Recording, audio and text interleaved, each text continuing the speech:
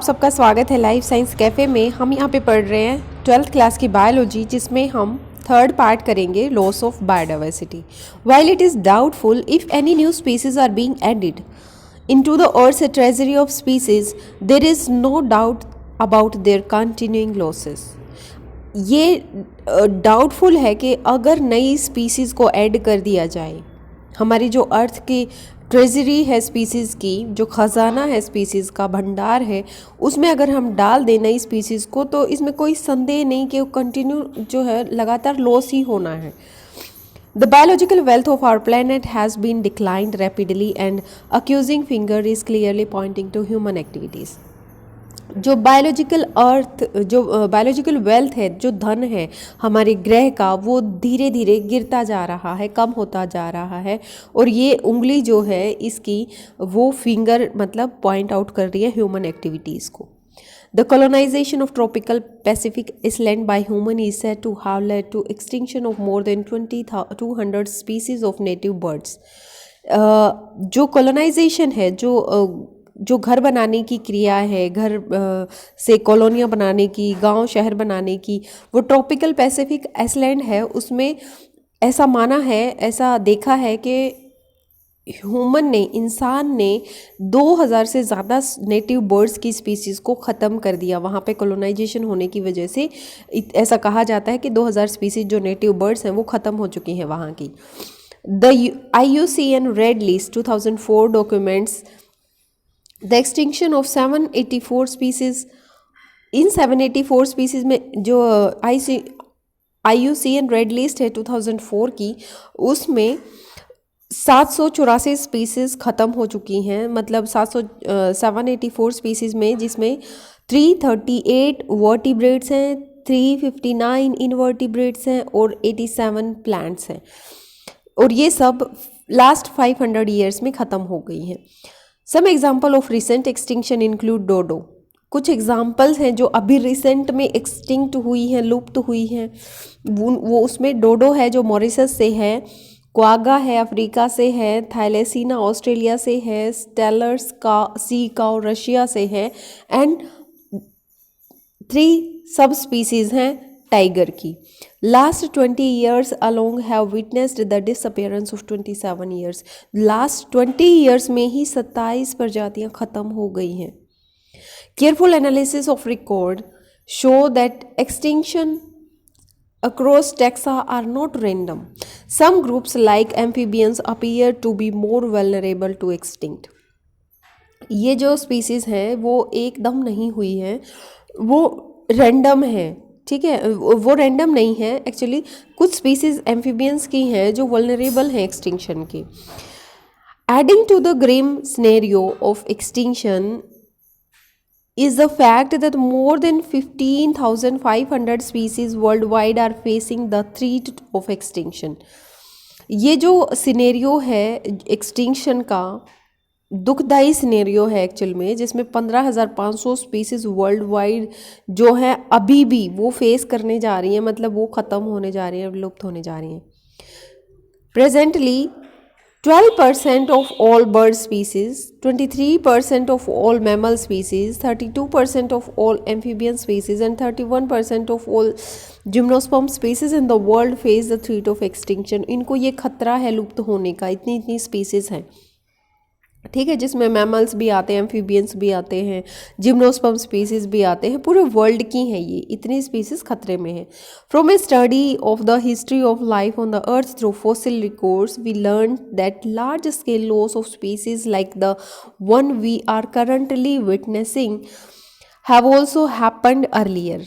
जो fossil records हैं उनसे हमें अर्थ में के जो फॉसिल रिकॉर्ड अब तक मिले हैं हिस्ट्री में हमें, तो उससे हमने यही सीखा है कि जो ज़्यादातर स्पीसीज़ लॉस है, जैसा कि हम आजकल फेस कर रहे हैं, वो फॉसिल रिकॉर्ड विटनेस करते हैं, वो गवाही देते हैं इस बात का कि ऐसा पहले भी हुआ है। Even before human appeared on the scene, जब इंसान कहीं सीन में था ही नहीं, अपीयर ही नहीं हुआ था, तब भी ऐसे लॉस हुए हैं। ड्यूरिंग द लॉन्ग पीरियड, लंबे समय तक, since the origin and diversification of life on earth, there were 5 episodes of mass extinction of species. जब ओरिजिन हुआ था मतलब और डाइवर्सिफिकेशन हुआ था हम लाइफ का अर्थ पे, उससे पहले भी 5 ऐसे एपिसोड हो गए हैं जिसमें मास एक्सटिंक्शन हुआ, मतलब बहुत ज़्यादा अमाउंट में स्पीसीज का एक्सटिंक्शन हुआ। How is the sixth extinction presently in progress different from the previous episodes? जो 6th एपिसोड अभी चल रहा है, मतलब अभी भी धीरे धीरे प्रजातियां लुप्त होती जा रही हैं, वो है तो, लेकिन वो पहले वाले जो 5 हुए थे जो अचानक से मास एक्सटिंक्शन हुए थे उनसे बिल्कुल अलग है। The difference is in the rates. The current species extinction rates are estimated to be 100 to 1000 times faster than in the pre-human times। जो फ़र्क है अब के एक्सटिंक्शन में और पहले वाले एक्सटिंक्शन में, वो रेट पे डिफरेंट है, मतलब उनका जो स्पीड है ख़त्म होने की वो अलग है। जो स्पीसीज़ का एक्सटिंक्शन था उसमें उससे 100 to 1000 टाइम फास्टर है, faster then in the pre human times. जो पहले ह्यूमन के इंसान के बनने से पहले या इंसान के अर्थ पे आने से पहले जो एक्सटिंक्शन हुए थे उससे ये 100 to 1000 टाइम्स फास्टर है, बहुत तेज़ है। Our activities are responsible for the faster rate. इसके लिए जिम्मेदार कौन है? इंसान की जो गतिविधियाँ हैं, उनके जो कार्य हैं, वो सारे रिस्पॉन्सिबल हैं कि स्पीसीज एक्सटिंक्शन हो रही है। Ecologist warn that if the present trend continue, ecologist मतलब वार्न करते हैं, उनको पहले ही बताते हैं कि अगर जो प्रेजेंट ट्रेंड कंटिन्यू रहा, nearly half of all species on earth might be wiped out with in the next 100 years. अगले 100 सालों में अगर यही हाल रहा तो अगले 100 सालों में जो हमारी अर्थ पे जितने भी स्पीसीज हैं उनकी आधी ख़त्म हो जाएंगी। In general loss of biodiversity is a reason may lead to decline in plant production. जो लॉस ऑफ बायोडाइवर्सिटी है किसी भी रीज़न में, उसकी वजह से प्लांट प्रोडक्शन कम होगा। Lowered resistance to environmental perturbation such as drought. जो रेजिस्टेंस है एनवायरमेंटल, जो जितने भी है हमारे होते हैं परेशानियां जो होती हैं, जैसे कि ड्रॉट आ गया, ठीक है, वो भी रेजिस्टेंस पावर जो है वो कम हो जाएगी। Increase variability in certain ecosystem progresses such as plant productivity, water use and pest and disease cycle. जो हमारी जनरल बायोडाइवर्सिटी लॉस है किसी भी रीजन में, उसके क्या असर होंगे कि क्या क्या होगा उससे? प्लांट प्रोडक्टिविटी कम हो जाएगी, रेजिस्टेंस पावर है, एनवायरमेंटल इश्यूज जो हैं जैसे ड्रॉट है वो कम हो जाएगी, रेजिस्टेंस पावर कम हो जाएगी, प्लांट प्रोडक्टिविटी कम हो जाएगी। और इंक्रीज वेरिएबिलिटी, जैसे कुछ एक इकोसिस्टम प्रोसेस हैं जैसे प्लांट प्रोडक्टिविटी, वाटर यूज़, पानी को यूज़ करने की प्रक्रिया, पेस्ट और डिजीज साइकिल हैं, वो सब बढ़ जाएंगी। इन सब का कारण क्या है? जो ये बायोडाइवर्सिटी लॉस हमारा हो रहा है वो ह्यूमन एक्टिविटीज़ के द्वारा हो रहा है। ह्यूमन एक्टिविटीज़ मेन कारण है। 4 मेजर कॉज हैं जो इसमें हम देखेंगे। Habitat loss and fragmentation. इसमें क्या है? There is most important cause driving animal and plant to extinction. This is the most important cause driving animal and plant extinction. जो हैबिटेट लॉस है, रहने की किसी को जगह ही नहीं मिलेगी तो ऑब्वियसली वो तो ख़त्म होना ही है एक दिन। The most dramatic example of habitat loss come from tropical rain forest. जो बहुत ज़्यादा हमारे सामने एग्जाम्पल आया है वो ट्रॉपिकल रेन फॉरेस्ट से आया है। Once covering more than 14% of the earth's land surface, these rain forest now cover no more than 6%। जो ट्रॉपिकल रेन फॉरेस्ट जिनकी हम बात कर रहे हैं, एक टाइम में ये 14% जो अर्थ सरफेस था उसको कवर कर रहे थे, ट्रॉपिकल रेन फॉरेस्ट, और अब इनकी कितनी रह गई है? अब ये कवर कर रहे हैं 6%। इतना कम रह गया इनका एरिया, ठीक है। They are being destroyed fast, वो बहुत जल्दी जल्दी ख़त्म किए जा रहे हैं। By the time you finish reading this chapter 1000 more hectares of rainforest would have been lost।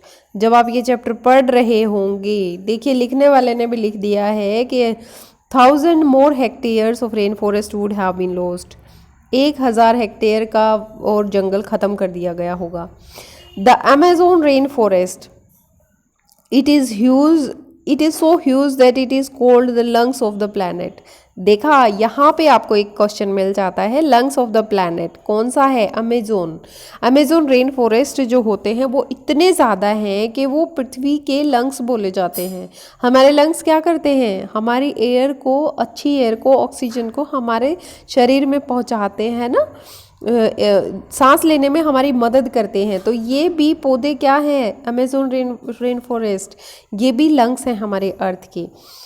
Probably millions of species is being cut and cleared for cultivating soya beans or for covering to grasslands for raising beef cattle। देखिए, इन rain forest को भी millions of species को ख़त्म कर दिया गया है। क्यों? क्योंकि वहाँ पे उन्होंने सोयाबीन को कल्टीवेट करना था, ग्रास लैंड से कल्टीवेट करना था। वो ग्रास लैंड किस लिए ज़रूरी थी? क्योंकि उनको बीफ चाहिए था, कैटल्स का, उन जानवरों के लिए वो बीफ चाहिए थी उनको। बिसाइड टोटल लॉस, इस लॉस के अलावा भी the degradation of many habitats by population also threaten the survival of many species. इन सब लॉस के अलावा भी बहुत सारे हैबिटेट्स को डिग्रेड किया गया है पॉपुलेशन के द्वारा, और उन्होंने खतरा पैदा कर दिया है बहुत सारी स्पीसीज़ के लिए। When large habitats are broken up into small fragments due to various human activities, mammals and birds requiring large territories and certain animals with migratory habitats are badly affected, leading to the population decline। जब बहुत ज़्यादा habitat तोड़े गए है ना, या फिर उनको स्मॉल फ्रेगमेंट्स, मतलब छोटा छोटा हिस्सा उनका छोड़ा गया किसी भी ह्यूमन एक्टिविटीज़ द्वारा, जो मैमल्स और बर्ड्स हैं जिनको लार्ज टेरिटरीज चाहिए, और कुछ एनिमल्स और कुछ माइग्रेटरी बर्ड्स जो दूसरी जगहों से आते हैं, बहुत ज़्यादा अफेक्टेड हुए हैं, बहुत बुरे तरीके से अफेक्टेड रहे हैं, जिसकी वजह से उनकी पॉपुलेशन कम हो गई है। ओवर एक्सप्लॉइटेशन क्या है? पहला कारण क्या था हमारा, कि उनका हैबिटेट और उनका फ्रेगमेंटेशन, उनके टुकड़े टुकड़े कर दिए गए, उनका रहने का घर ही छीन लिया गया। दूसरा क्या था कारण? Over exploitation. Human have always depend on nature for food and shelter, but when need turns to greed it leads to over exploitation of natural resources. जब इंसान की ज़रूरतें लालच में बदल गई हैं, need turns to greed it leads to over exploitation of natural resources. उन्होंने लालच में आकर नेचुरल रिसोर्सेज को ख़त्म करना शुरू कर दिया। Many species extinctions in the last 500 years were due to over exploitation by human। बहुत स्पीसीज हैं, 500 सालों में ऐसा हुआ है कि ह्यूमन एक्सप्लॉइटेशन की वजह से बहुत ज़्यादा स्पीसीज़ का एक्सटिंक्शन हुआ है। Presently many marine fish populations around the world are over harvested, endangering the continued extinction of some commercially important species. अभी मतलब क्या चल रहा है कि मैराइन फिशेस हैं, उनकी पॉपुलेशन वर्ल्ड में बहुत ज़्यादा हार्वेस्ट की गई है, उनको निकाला गया है, उनको ख़त्म कर दिया गया है, खा लिया गया है, या और किसी काम के लिए यूज़ कर लिया गया है, बहुत ज़्यादा उनकी पैदावार निकाली है। ठीक है, तो जिसकी वजह से उनका एग्जिस्टेंस जो है ख़त्म हो गया, उनका जो एग्जिस्टेंस क्या बोलेंगे, जो उनका अस्तित्व है वो बहुत ज़्यादा कमर्शियली इम्पोर्टेंट स्पीसीज़ का एग्जिस्टेंस भी उनकी वजह से ख़त्म हो गया है। थर्ड पॉइंट है alien species invasions. When alien species are introduced unintentionally or deliberately for whatever purpose, some of them turn invasive and cause decline or extinction of indigenous species. जब हम किसी भी एलियन स्पीसीज़ को, कोई बाहर की species को इंट्रोड्यूस करवाते हैं या इंट्रोड्यूस हो जाती है, मतलब हम इंटेंशनली नहीं करते, हमारी इच्छा नहीं होती, बट हो जाती है किसी भी पर्पज़ के लिए, या फिर हम कर देते हैं, तो क्या होता है, some of them turn invasive and cause decline और एक्सटिंक्शन ऑफ इंडिजीनियस जो स्पीसीज़ है, जो वहाँ की स्थानीय स्पीसीज़ है, उनको वो कम कर देती हैं या ख़त्म कर देती हैं। The Nile perch introduced into Lake Victoria in East Africa led eventually to the extinction of an ecological unique assemblies of more than 200 species of cichlid fish in the lake. ये वाली जो फिश है वो जब Africa के किसी lake का ये एग्जांपल दे रहे हैं। नील पर्च जब इंट्रोड्यूस किया गया तो 200 स्पीसीज जो ये वाली फिश है इसकी लेक में ख़त्म हो गई थी। ठीक है,